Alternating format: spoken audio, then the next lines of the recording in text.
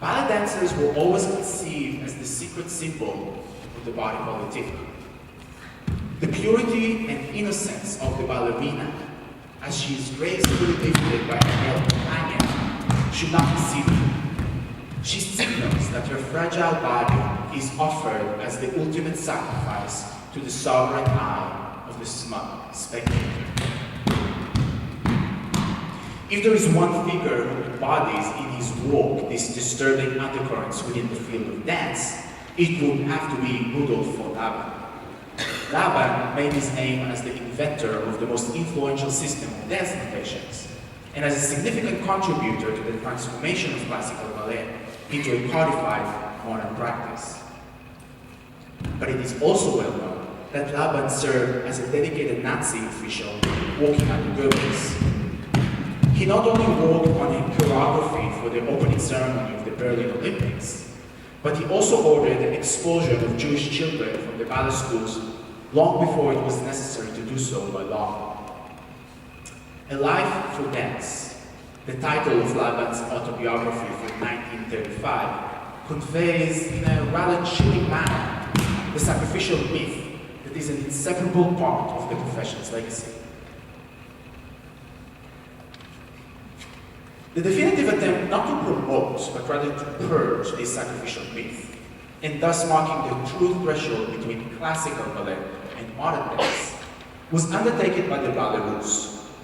Despite its name, this company was based in Paris, having left behind it the state-operated ballet schools of Moscow and St. Petersburg, and distanced itself from institutional political power. Its star dancer, Vaslav Nijinsky, began his career at the age of 10 when he entered the Russian Imperial School of Dance. Like the other children there, Nijinsky was separated from his biological parents and was for all intents and purposes adopted by the Tsar. The groundbreaking productions of the Ballet Russe were the ones choreographed by Nijinsky himself. Among his creations, it was the third, The Rite of Spring, that serves as our obvious model. Even though a complete documentation of the original choreography no longer exists, we can safely say the following. Instead of using the classical turnout rotation of the legs, Nijinsky dancers were asked to awkwardly invert their toes to face each other.